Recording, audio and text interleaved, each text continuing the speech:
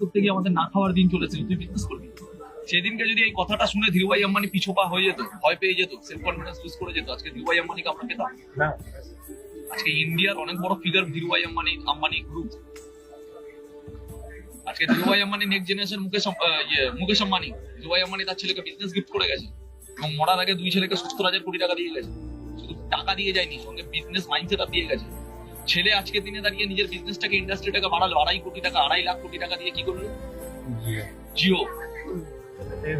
হ্যাঁ, নিজের মেয়ের বিয়ে দিল 400 কোটি টাকা দিয়ে। 400 কোটি টাকা। আমাদের 400 পুরুষ ধরে কামাতে পারবে না। এদের লাইফস্টাইলটা আলাদা, বিকজ এটা থট আলাদা। তুমি কি করে এক্সপেক্ট করো তোমার মা তোমাকে সাপোর্ট করবে? তারপর তুমি সাকসেসফুল। আমি তোমাকে লিখে দিচ্ছি, তোমার মা আর বাবা যদি তোমাকে রিয়েলি প্রথম দিন থেকে সাপোর্ট করতো, তোমার চান্সেস 1% থাকতো সাকসেসফুল। কারণ এই বিজনেসে পেইন লাগে। জীবনে মানুষ তারাই বড় জায়গায় যায় যাদের ভেতরে পেইন আছে, অপমানের জ্বালা আছে। আজকে এই পিকচার গুলো রিলিজ হয়েছে, এখান থেকে অনেক কিছু শেখার আছে। তুমি চেক দ্য ইন্ডিয়া দেখো, ঠিক আছে? চেক দ্য ইন্ডিয়াতে দেখবে যখন লাস্ট গোলটার উপর ডিপেন্ড করে পুরো জেতা, তখন চেক দ্য ইন্ডিয়াতে শাহরুখ খান কিন্তু পুরো অপমানগুলোর কথাই মনে হয়। একটা বিশাল বড় প্লেয়ার যখন শেষ হয়ে যায় না, তোমাকে এরকম একটা জায়গায় নিয়ে আসবে, যখন তোমার মনে হয় শেষ হয়ে যায় না, তখন তার ভিতরে কিছু একটা জিনিস তাকে আবার তোলে। আর ওইটা কি জিনিসটা? কি জিনিসটা হলো সবার অপমান। ওটাই তোমাকে আরেকবার তুলবে। আর যখন তুমি ওখান থেকে উঠবে, ওখানে গিয়ে তোমার সাকসেসটা আসবে।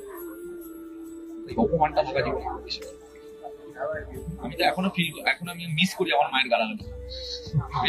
ভাই হার্ড বলছি, এখন মিস করি মায়ের গালাগালি।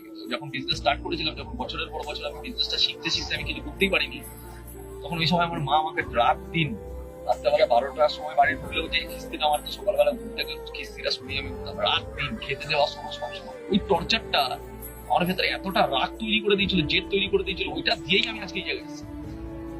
আজকে মা আমার গালাগালি দেয় না, আর আমি মিস করি সেই দিনকার দিনগুলো, গালাগালি গুলো জেদ তৈরি করে দিল, মানসিকতাটাকেই আলাদা লেভেলে ট্রান্সফার করেছে। কমফোর্ট জোনে গিয়ে সাকসেস পাবে না, বুঝলো না? কমফোর্ট জোনে গিয়ে এই মাই তোমাকে সাপোর্ট করবে। আমি তোমাকে বলছি, এই মা তোমাকে সব থেকে বেশি সাপোর্ট করবে, সব থেকে বেশি যদি প্রাউড করবে এই মাই করবে। ম্যারি কমের হিস্ট্রি দেখো না, যার বাবা ওর গ্লাসটাকে নিয়ে আগুনে পুড়িয়ে দিয়েছিল, বলেছিল হয় তুই বক্সিং ছাড়, নাহলে তুই খবর ছাড়, হয় তুই তোর বাবাকে ছাড়, নাহলে তুই বক্সিং ছাড়। ওগুলো আমি সব ছেড়ে দেবো, আমি বক্সিং ছাড়ো। ওই মেয়েটা আজকে ম্যারি কম। যেদিন তোর লাস্ট ফাইটিংটা হয়, সেদিনকে কিন্তু ওর বাবা টিভির সামনে দাঁড়িয়ে সব থেকে বেশি এক্সাইটমেন্টের সাথে কাটছিল, ওরা লেগে ডাকছিল। লাইফ